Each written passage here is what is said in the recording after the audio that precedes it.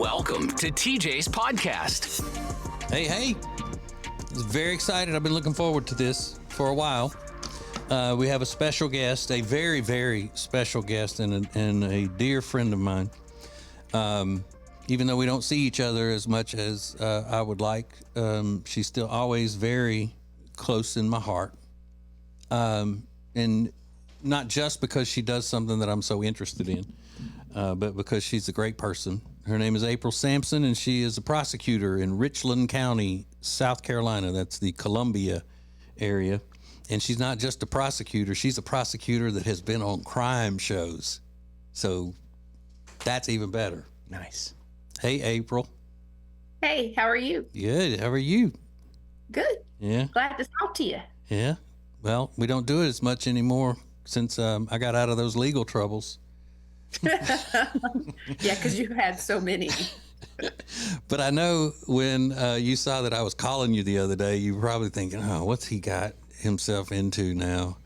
Because April was the one, Riggins, that helped me get out of that situation where I accidentally left the bullets in my bag going through LaGuardia. I remember. Now, she wasn't my attorney because she's a prosecutor. She's not that, but she was able to check on the court docket and all that kind of stuff and let me know, hey, they're really wanting you to come to Queens to go to court. I still can't believe they didn't catch you here. That's still crazy to me. Yeah, I flew through Charlotte with the same situation, but they caught me at LaGuardia. It's like, what could I do to hurt people with these? Throw it at them? Right. Throw bullets at them? I didn't have a gun. But I was watching one of the crime documentaries that I love. I watched so many of them, and I don't even remember which one this was. But I was watching it, and then it was about this case that happened in Columbia that was, it was the talk of the country for a while. It was like the biggest case going on in the country, and it was the case of the murder of Samantha Josephson, who lived in New Jersey, but she was going to school at the University of South Carolina. And she mistakenly got into a car that she thought was her Uber and ended up being murdered. Now, was there a sexual assault too, April? No sexual assault. We don't think he got a chance to do that. Okay.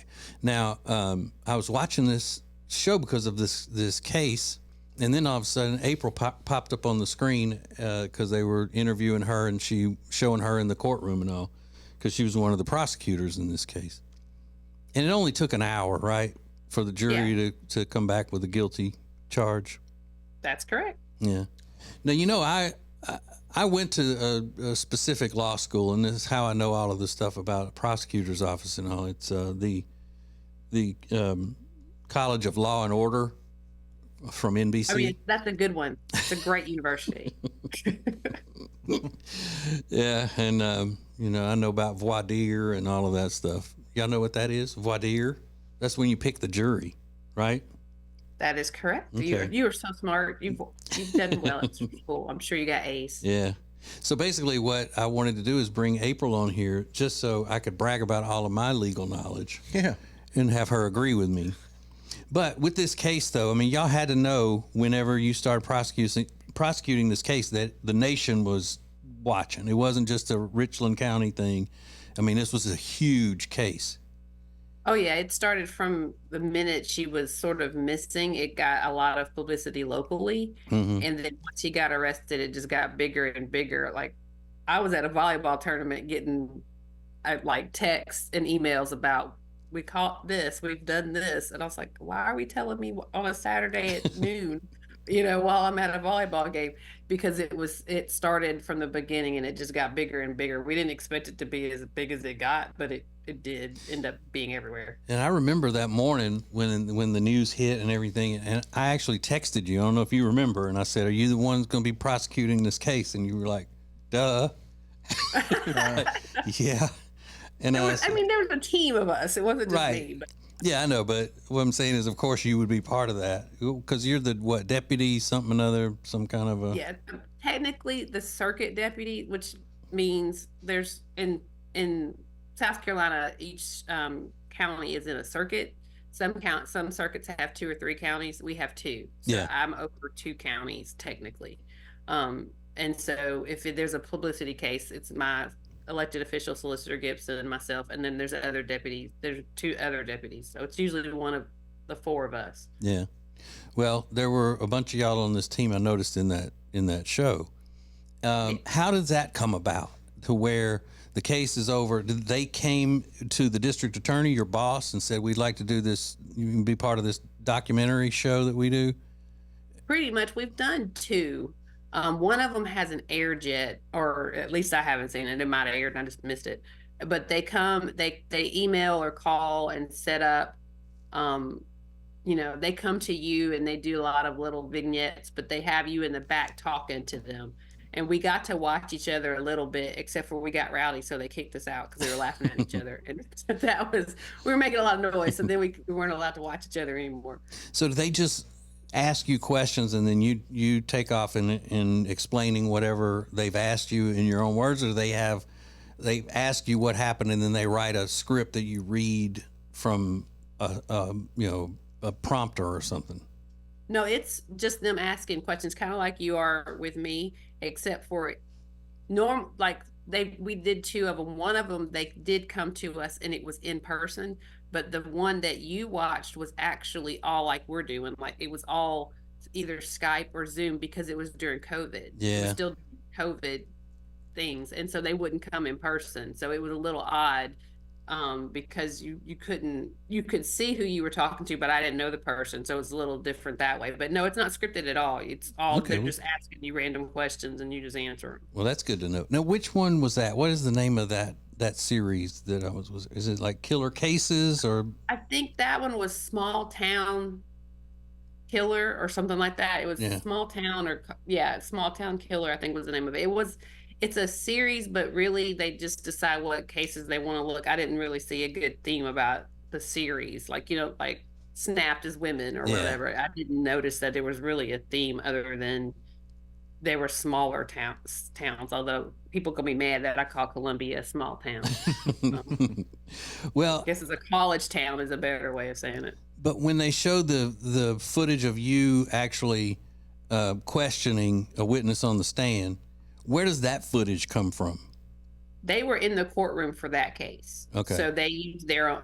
So the way that it works for us, and if a crew wanted to film a court case, they have to get permission from the judge. Mm-hmm. And in this case, the judge would only let one camera in. And so all the news media had to use that footage. And so normally you'd have to have your own cameraman in there, but the judge said, no, only one camera in our courtroom. So they all used it. So I guess they all have some sort of agreement to use the footage because it was court TV that was in there. But like our local news would use their footage, national news used their footage. And I guess they had to give them permission to do that. Okay. And then this is April Sampson. She works for the Richland County Prosecutor's Office, and we're talking about the case of Samantha Josephson, who was murdered by a man pretending to be her Uber driver. She got in the wrong car. But when you go into all of that, that stuff about retelling the story and all of that. Does it get tiring? Like, how long does it take them to do the video things that we end up seeing on TV? My section took about 2.5, 3 hours. Each one of us had a section. And then they just take whatever they want and choose it. So for that whole hour footage, it was all day. It took us. They got there at like 8, or were online at like 8. And then they would come. They also did some little, like you would pretend to work in your office or pretend to be talking to each other. They do those.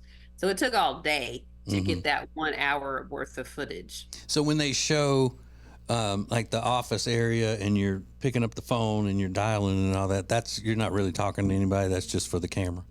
No, we're just, pretending filing. to talk or planning lunch or, whatever we're talking about. We're not.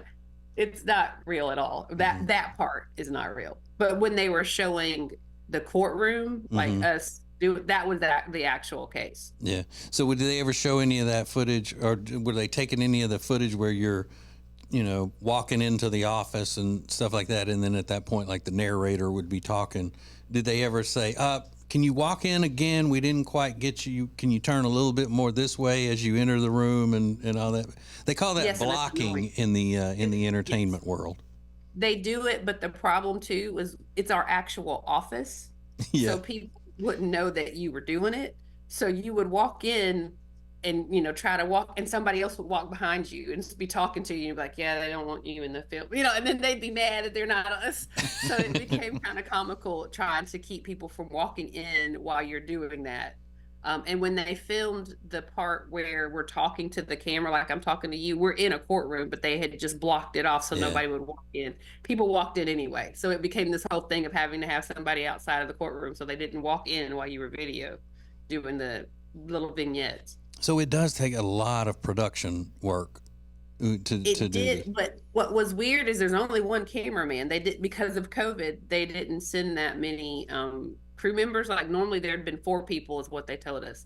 There was 1. Mm-hmm. And so we ended up having to get staff to help him so that we could get it done. Otherwise it would have taken forever because people were working and they kept wanting to work. We're like, we need you to not walk in here. So yeah, it was more than I think it would have normally been had they been able to have all their staff, because we had to eventually help. And so the defendant, we call him a murderer now, right? We could call him that. Correct. Okay, so the murderer, did he ever admit to it at all since he was convicted or anything, or did he still says that he's not the one that stabbed her 160 times and all of that? He denies it. So in South Carolina, once you have the trial, when it's over, when you get convicted, you get sentenced right then. We don't wait. And so at his sentencing, he said that he hoped that we found whoever did it. Yeah. Like we did. It was you. Yeah. You did it. We found him.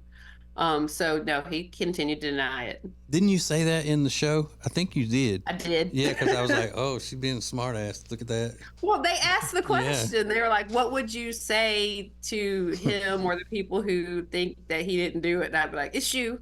You did it. Like, there was no doubt. You did a terrible job at doing it. So it was you.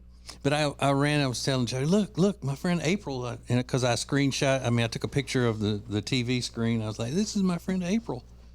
And she's like, so you up there watching crime all day is what you've been doing? So, yeah. If it makes you feel any better, my husband says the same thing to me because I watch it too. You do? That's what I was going to ask. Since you do it for a living, do you want to watch it on TV? I do. I think part of it is I like to see what people like, just what you all watch, because you all are my jurors later. So it kind of helps to know what you expect in the courtroom of watching TV in the movies, even though real life is that makes sense. Not as much fun as TV in the movie. Yeah. So, you're looking for jurors, and then you're like, okay, this person thinks they know too much because they watched Law and Order all these years. So that's not going to be a good juror. Yeah, I can see that. Yeah. Mm-hmm. Sometimes, some of them you can tell really want to be on a jury and you don't know if that's good or bad. Like, why do you want to sit in a jury? Is it that, you want to talk about it later? Like, what's the reason? But we don't get to ask them that, but you can tell when you're picking jurors, there are some who really want to be jurors and some who really just want to go to work and don't want to be there at all. Have you ever had a case where somebody said something to get kicked out of the jury that was really funny? Nothing funny. I had I think it was my first trial when I was a defense attorney. A juror talked to one of the witnesses because the witness was at UPS, was like a higher up at UPS. Mm-hmm. And the witness wanted to go work. The juror wanted to go work there. So saw him in the bathroom and started asking him for a job and said, well, don't worry, we're all for you. I was like, yeah, you can't do that. So he got in trouble. And he did not get a job. I got called for jury duty one time. And I was, it was when they were doing voir dire, and I had already determined that I wasn't going to be a good juror. And if they questioned me, my response was going to be, because they say, do you think you could be an impartial, they go through that. I would have said, I really wish that I could say that, but I don't think I can, because as soon as he walked in and I saw that he was wearing patent leather pointed shoes with tips on the end of them, I said right away, that's a drug dealer. Yeah, just by his clothing, he was done. Yeah. Yeah, I like that. Go with that. Yeah, but they the prosecution recognized me in the crowd of the potential jurors, and said that I could be dismissed because I work so closely with law enforcement, and Ace and I have always been so pro law enforcement and all. And he was saying, I don't think you'd be. But he also knew that I didn't want to be there. I may have given him a That's CD a or something. You don't want to be there. I would have kept you just because you like law enforcement. Right, but I think he was saying the other guy is going to kick you out. The defense is going to reject you. So I don't want to waste your time. Go back and entertain me on the radio in the morning. Yeah. But now, if I got called for jury duty on a murder case or something, I'd be all over it. You'd want to stay. Yeah. I'd be like, yeah, you know what? I'm basically an attorney with all that I know, No, you just got to pass the bar. That's all. Just one test. Even in South Carolina? Yeah. You got to pass it? 2-day test. Now, you're from Tennessee, though. You grew up in Tennessee. I did. I grew up there, born and raised, and then moved here after law undergrad. So one other thing I wanted to ask you. Now, you get these high-profile cases like this. Now, there was a case that we talked about this morning on the regular radio show about a woman who lives in the Myrtle Beach area.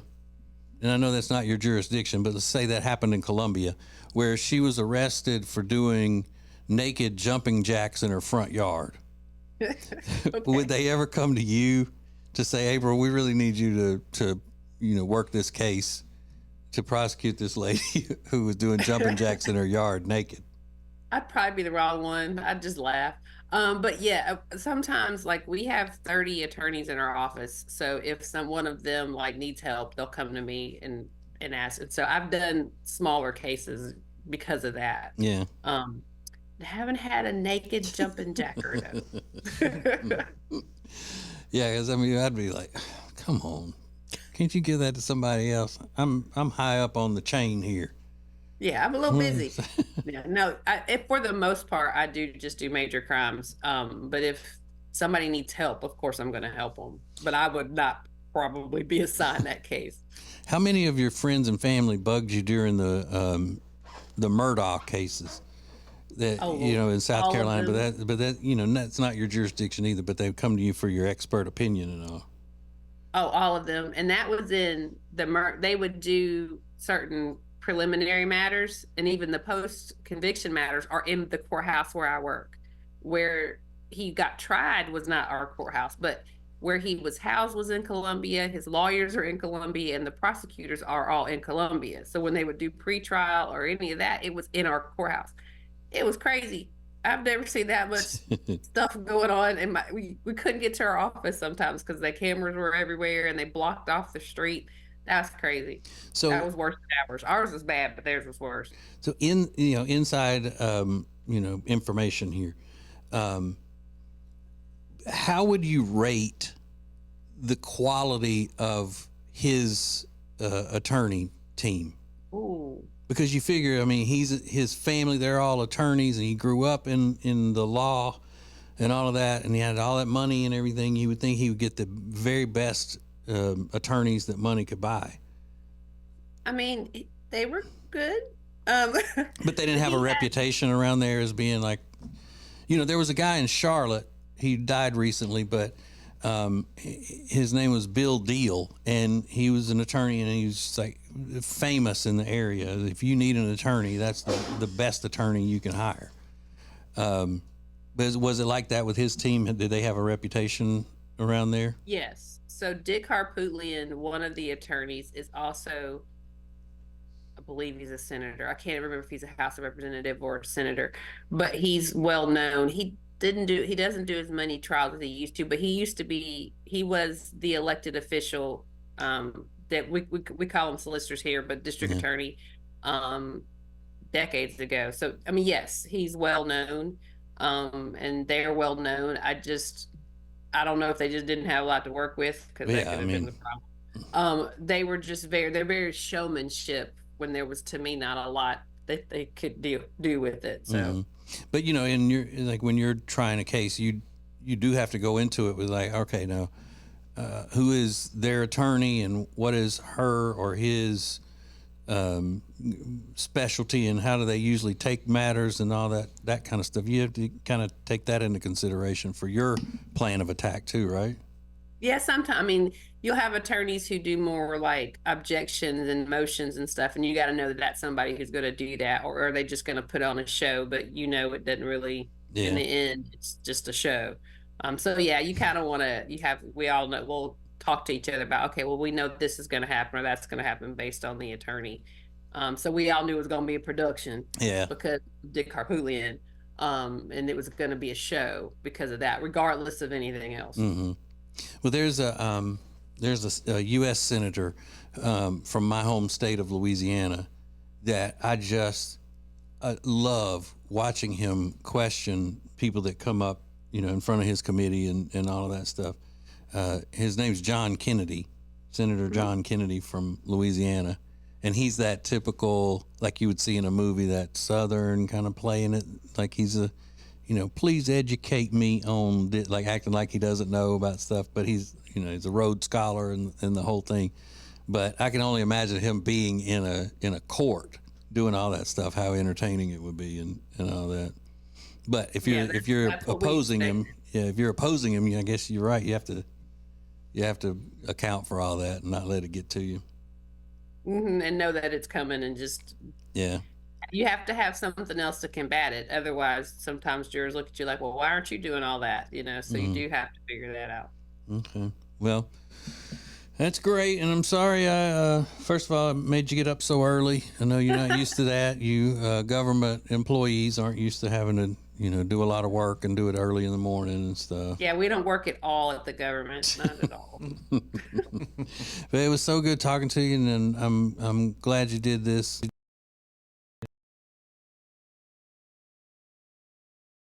And how are you feeling health-wise? You're all great? I'm all good. Everything's good over here. Okay. That's awesome.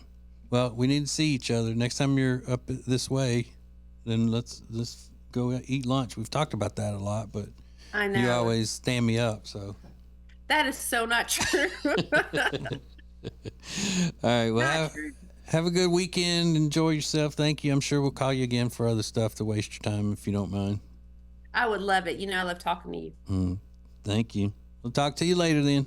All right. Talk to you later. Okay. Bye. Bye. We're here with our old friend, Richard Toccato, the Richard Toccato Companies. Now, Richard, you just told me something very important that you wanted me to say, but I don't remember what it was. So can you say it for me? It was something about numbers and percentages and things that I don't understand. This is the best way for loan officers to keep the majority of the revenue that they earn every year, just like a real estate agent. Got it. Real estate agents pay what we call a cap in industry. Normally it's around $16,000 to $20,000. And then after they pay in their commission to reach that for the company, they keep 100% of it. So we're going to do the same thing at Richard Toccato Companies. You as a loan officer are going to pay us a cap of $16,000, and everything else you keep, everything else you earn is yours. So real quick, an example, if you make $200,000 in a year, I'm going to take $16,000 of it, and then you're going to keep $184,000. The traditional model that loan officers work on now, they do $200,000 in revenue, and they keep about $80,000 or $100,000. Really? So this is going to change the game. We're going to do what other real estate firms have been doing for years, but we're doing it on the mortgage broker side. And this is something that's not being done anywhere. It's totally different. Totally different, not being done anywhere else. We're also going to have revenue share. So if you bring loan officers to us, you're going to make money off, you're going to make money from a downline, just like EXP or Keller Williams. Wow. So it's you got to check it out. Just go to workwithrichard.info. It's simple, workwithrichard.info. See if it's for you. Give me a call. Let's have a conversation. Okay. You want me to try to say it? Yeah, you say it. Check it out, workwithrichard.info. Hi, I'm Thomas Davis, and let me tell you why I'm a proud member of Team Neogenics. If your nagging pain is keeping you from being active, do something about it. Join the long list of pros and average Joes who have found relief with our stem cell and regenerative therapies. After trying all the others, I decided to try Neogenics. My knees and shoulders haven't felt this good since my college days. If you want to get back in the game, do what I did. Visit Neogenics, where all you have to lose is pain. Our nation's second president, John Adams, always slept on the left side of the bed. He believed this would increase his chances of having positive dreams and a more successful next day. That's why every mattress we sell here at Sweet Dreams Furniture and Mattress includes a left side. And for those that prefer waking up on the right side of the bed, our mattresses come with one of those too. This President's Day, you can save up to $500 on Tempur-Pedic sets. Only at Sweet Dreams Furniture and Mattress. Back to TJ's podcast. Yo. Alrighty. So thanks again to my friend April from the prosecutor's office in Columbia, South Carolina, giving us some inside information about crime shows and how they work and all that. If you're wondering how we're friends, April volunteered to be on the when we used to do things, this thing called Ace and TJ's Misfits, where we put a bunch of people from all different walks of life into a limo and send them off for, some sort of a mission, like to get into the Grammys or to get into the Super Bowl and things like that, without any money or credit cards or anything. So we just hoboed our way across the country to these events. Well, April volunteered for 1 year, and it happened to be the year that I was the show member that had to go on the trip. And she wanted to do it because she needed some adventure in her life, because she had just been diagnosed with breast cancer and had a mastectomy. And so she wanted, to add some spice to her life after going through that. And we became friends then, and I don't know how many years ago that was, 10 at least. And we've been friends ever since. She's a great person. But being all into what she does, because I'm into those major crimes and stuff, people think that's because I was doing that way before it became a popular thing, keeping up with serial killer documentaries and things like that. And that's why my wife always says that I'm just a freak for wanting to watch all that stuff. But is that as gruesome and all as this show you're excited about watching, Riggins, is Grizzly or whatever it is? Yeah, I think so. That's what I would have probably asked her, is if she have to. She's probably very good at compartmentalizing her life just in general, because when you come home after talking about a woman that's been stabbed 160 times or whatever it was, you must be able to sort of place that in a box and revisit it the next day. And she probably is able to do that with other things in her life. Like if I've got family drama or if I've got whatever it is, she's probably able to place those things in boxes. Yeah. But yeah. So I'm pumped about this movie I'm going to watch. And what is it? It's about people getting attacked by animals? Killed and eaten. It's a guy named, it's a movie called Grizzly Man, and it's a guy, he went out into Alaska and tried to befriend these grizzly bears. And he would get unbelievably close to him. He filmed it all. He journaled. His girlfriend was like a nature, like some sort of environmental specialist or something. And everybody told him, like, dude, this is insane. Like, this is a crazy behavior. And he goes, no, I just feel like I can connect with them. And it was a well-known story that he eventually, during, I think it was mating season, the bears turned on him. And after he had called for a rescue mission, he said, they're getting aggressive. And there's one bear that's not eating enough, and it's thin, and it can't catch salmon like the others are, and it's getting progressively more aggressive, and it ended up killing him and his girlfriend. So when it started getting more aggressive, he still kept going out there every day? Well, that's when he called for help for the helicopter, and it came the next day, and when they showed up, gone. And so did they have footage? Like, so when you watch this movie, Riggins, it's going to have the footage that they took with their cameras of their getting eaten? It doesn't. What happens is he did document. The camera was rolling as their final moments approached, but the creator of the documentary decided not to air the footage, but let a family member of his listen to the audio and watch on the camcorder and capture their reaction to it, and said, I'm never going to show this again. But what they found is, two bodies that were picked over. And so one bear killed both of them? I believe so. I mean, it's crazy, but I've always been into animal attacks. I think people's stories are just fascinating. But as much as you love animals and all, you wouldn't be going out trying to talk to a wild grizzly bear. I wouldn't, but I understand the fascination with wanting to do it. Just like I understand Joe Exotic. When he was a wacko, but when he talks about the feeling, he goes, listen, until you get to be around a big cat, a big predator like that, it's hard to describe the feeling. So I understand the urge to want to get closer to it or to want to experience what it's like to be around those things. I wouldn't do it. Yeah. But I get it. Would you do a safari where you're really close to them going through there, and not just driving the Jeep and they're off in the distance like at Disney World, Animal Kingdom and all, but like where the lions walk up to the Jeep while you're driving through there and all that? I think you would want to do that? I think it'd be thrilling, like skydiving or anything else. Well, there's that place that you love that's here. It's called Lazy Five. Loved it. And you drive through there and the giraffes stick their heads into the car and all that kind of stuff. We used to go once a month when I was a kid. I mean, we went all the time to that because that's kind of the closest thing you can get to, really. And now all those, they're very docile. And don't they have zebras and stuff out there too? Zebras, yeah. You can't feed the zebras. Yeah, I've never been. The rest of my family has been. It's so fun. Like on field trips and things with the school. Yeah, it's so fun. But I like it. You know what? It's so funny because they stick these huge animals, stick their whole heads in the car, and you get you realize how big these things are. You can see them on TV, but they're slobbering all over, and everybody's screaming and going nuts. Oh my God! And they just envelop your arm when they're eating out of your hand. I mean, it's so gross. You bring just towels to put on you because you're just covered in food, and it stinks, and it's muddy, but oh my gosh, you will laugh your head off. See, I get creeped out by animal spit. It is. There's a lot of spit. I don't like that. Yeah, there's a lot of spit.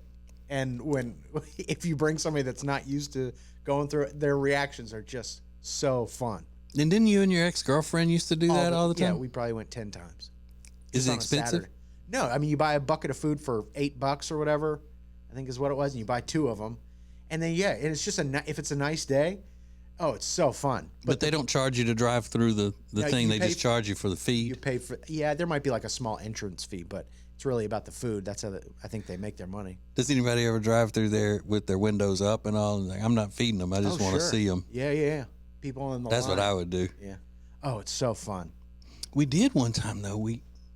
The guy that worked on the show before you, I want to say we put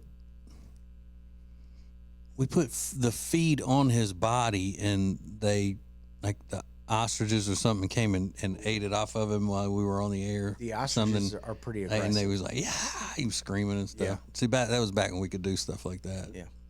I don't feed the ostriches or the eagles, they're mean. Whatever they're. The ostriches are mean. Because when they eat the food, it's a peck. So, and they hit your hand so hard that the food goes flying, and they're just kind of, I don't know, jumpy and not fun to look at. We roll up our windows for the ostriches. Yeah, birds who don't fly creep me out. Yeah, it's gross. But can you imagine my little friend Jenny's got that bird phobia? Yeah. Like having to deal with ostriches and emus. That's crazy. Yeah, has she ever been? I don't know. She's such an animal lover. I know. If they're birds, she doesn't want to be in any part of where birds are. Yeah. When the first animal you see when you drive through the gate is this huge bison, I think it is. Yeah. I mean, it towers over your car. And people are always kind of sketched out because that's the first animal you see. But he knows. He just waits at the gate. He's like, I'm going to get most of the food if this is where I hang out. It's a crazy experience. But it's fun, family-friendly, cheap entertainment. Right. Which is the opposite of what this Grizzly Man movie is going to be, I guess. I think so. But there's probably going to be a lot of footage, though, that's nice of him out there with the bears and all that. Yeah, and you're going to see how much he's dedicated. I mean, he's given up his whole life to spend in the Alaskan wilderness to document their behaviors and write them down. And he makes the deadly mistake of thinking that they are not wild animals. Yeah. And that they will, eventually eat you because they see you as prey. And that's what happens with all these idiots who try to jump into the, or do jump into the enclosures at zoos, with tigers and gorillas and that sort of thing. Yeah. They're like, oh, they're so sweet. I want to get in there. And then they end up getting their neck snapped or something by a silverback. Yeah. Well, there's those videos of people going on the hikes through the Amazon, or not the Amazon, some forest where there's silverback gorillas. And you're told, you sit down, don't move, keep your head down, do not make eye contact with them. And those silverbacks walk right through people, putting their hand on their shoulders. And these people got their chin tucked to their chest. Like, don't make eye contact because that's, threatening behavior. It's like, okay, now maybe you're getting too close. Hey, I mean, one swipe to the side of your head by one of those things that quickly could knock you into next week. Yeah. What are people see? I think that's worse than people who want to swim with sharks, because at least the sharks that you're swimming with are usually not, sharks that people talk about being such predators, like a great white or some bull sharks and things like that. It's still dumb, I think, for people to want to go out there and do that. But I think it's even dumber to go sit in the middle of a bunch of silverback gorillas and just have to, that the one wrong move is going to get you killed. Yeah. That's idiots. You're looking all white people too, I bet. Yeah, except for the people guiding the tour. Right. I'm the ones who are doing it. who think, I'm going to pay $1,000 to go do this. Yeah, the tour guides are like sitting there with AKs and smoking cigarettes, and they're just like, just keep your head down. Don't look at them. They will kill you. Rip your face off.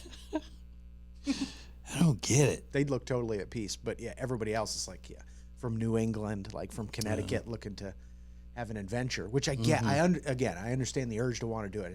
It's not for me. No way. Mainly because it's stupid. It's dangerous for sure, but I do love hearing about the animal attacks. Oh, and hearing their responses to it afterwards. If they survive it, do they hate the animal that did it, or does it just embolden them to want to do more to save the everyone I've ever seen, they're just saying, and I don't blame him. Yeah, there's whatever. I don't blame the animal. And the majority are like that. There's a thing called the Bite Club where people recount their stories of being attacked by animals, and it's 78% of them are like that. But then there's some that are like, F those sharks. Right. Those chimpanzees are nightmares. We got to get rid of them all. And I hate the ones. It seems like anytime I see those, there's going to be somebody who says, and I could hear my skull crunch in their jaw. I'm like, okay. Yeah. Why are you putting your head in an alligator's mouth? Right. At the, the roadside zoo. Yeah. Don't volunteer to be part of that show. Yeah. The weirdest ones are the shark, all the marine, like being bitten by sharks, because they don't know it's coming when it happens. Yeah. Whereas every other animal attack, it's kind of like, that's when we faced off and it kind of escalated from there. Yeah. The shark attacks always start the same way. I was just out there paddling, and then I just got yanked down. I mean, it's crazy. I don't know. Yeah. I feel more sorry for those people than the people who invite it on themselves by getting in the middle of a bunch of wild animals. Yeah. Yeah.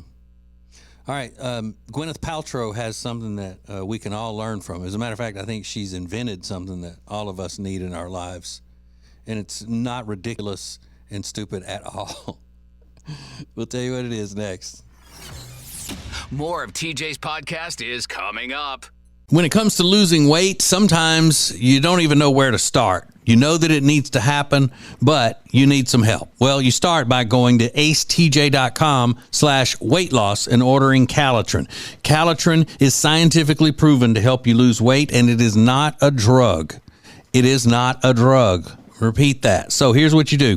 You go to acetj.com/Calitrin, order 3 months, and then you'll get 3 months free. 4 months, 4 months free. That's how it works with Calitrin. Winter is here, which means you're just going to stay inside and not do anything fun and exciting, right? No, that is wrong, because this year you're going to go to acetj.com/Gaston and see all of the incredible things that you can do right now in Gaston County. Everything is laid out for you, from things to do, to restaurants, to bars, to shopping, to unique weekend activities. And we'll get you ready for the spring and the summer with a list of all their great festivals. Find all of this and much more at acetj.com/Gaston. If you're so frustrated because you're having to run around all the time, you're so busy, you feel like you're not getting your family something great to eat, then you need Culver's. It's the perfect thing for you. Always made to order, fresh, hot ingredients all day, every day. And not only do they have the freshest ingredients all day, every day, but they are a part of the community. They're proud to be a part of the Indian Trail community, where they're under new ownership. Belmont, University area, Salisbury. Make them a part of your daily routine. Make it your new neighborhood spot. Short waits for the freshest food in town. Get details at acetj.com/Culver's. Welcome back, world, to TJ's podcast. So, Gwyneth Paltrow is, she's pretty much considered off-kilter, right, and weird.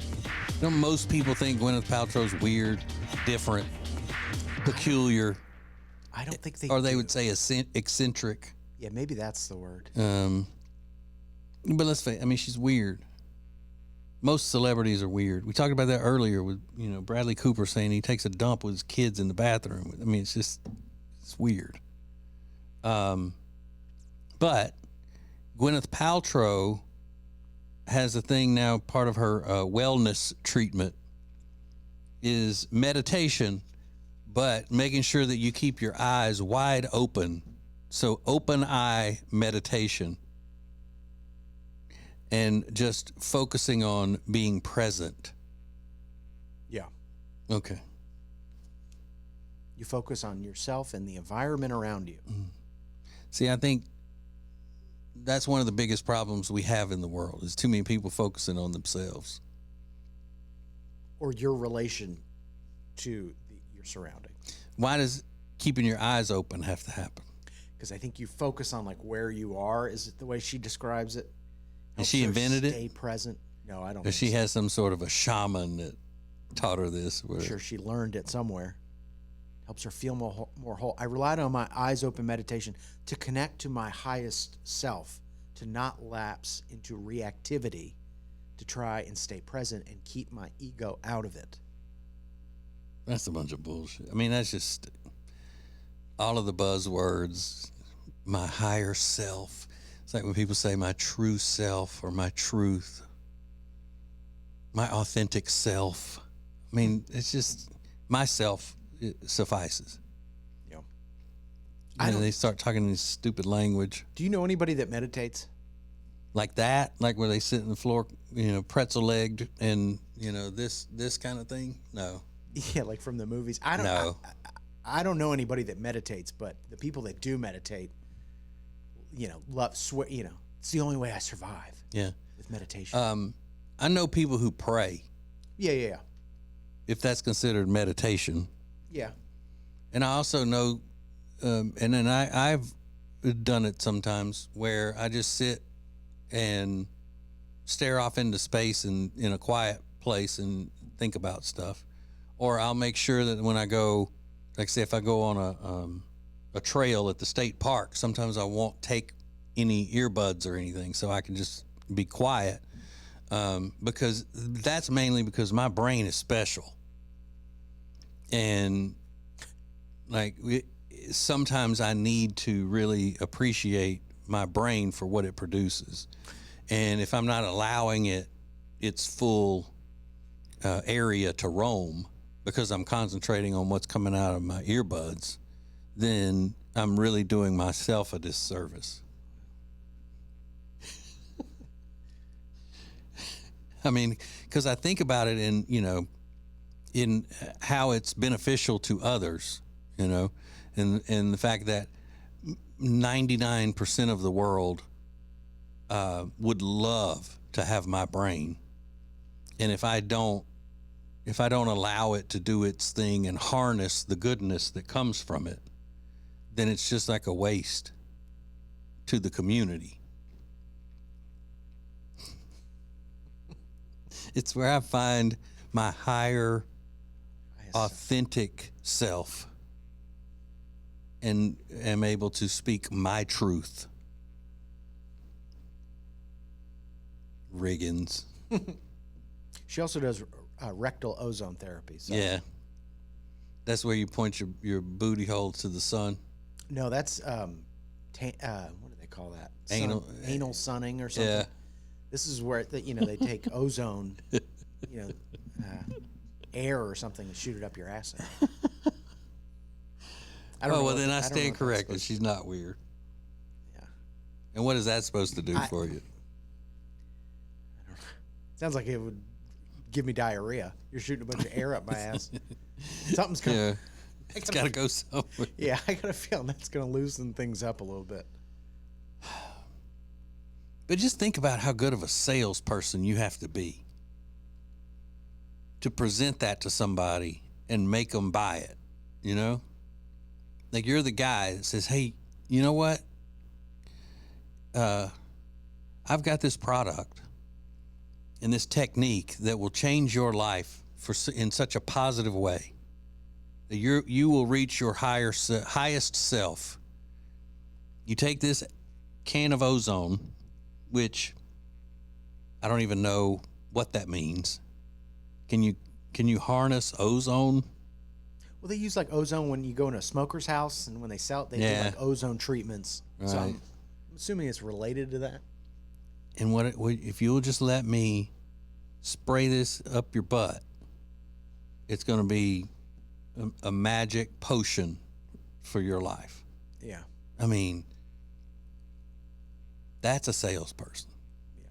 That can get you, and not only have you buy into the concept of it, but then pay a huge amount of money for it. Like, how much do you think you could talk somebody, say, hey, if you'll give me X amount of money, I'll put this in your butt, whatever it is. Yeah. What's the price point? Yeah. How much do you think the most you could get somebody to pay you to do that? Not much. You don't think? No. I know. I'm not a good salesperson. Yeah. I mean, you'd have to be like the most talented salesperson that people would ever come across. Maybe, but maybe not. Maybe when I think these kind of people like Gwyneth Paltrow, you're filling some sort of hole that exists in your life. Yeah. And no pun intended.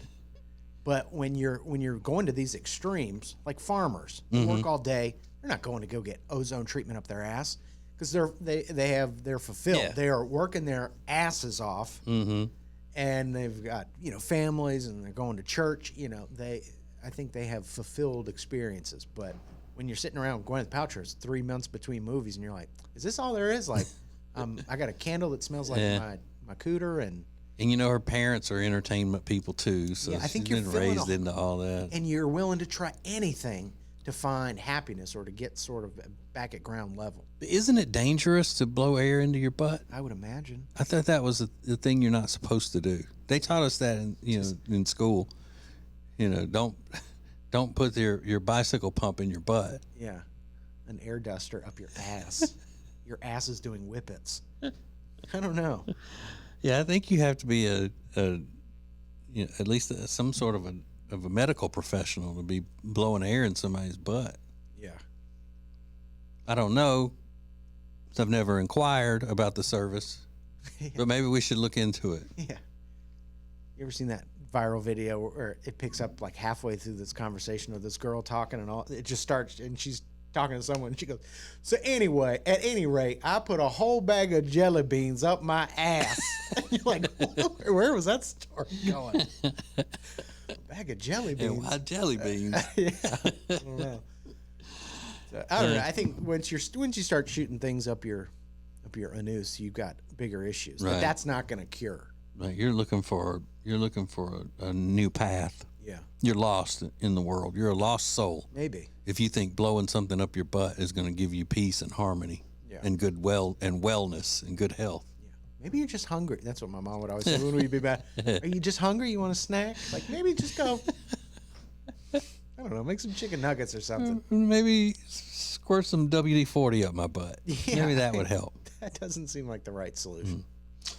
All right. Well, thank you very much for watching and listening to today's podcast. It's awesome of you to do that. I love you. Bye.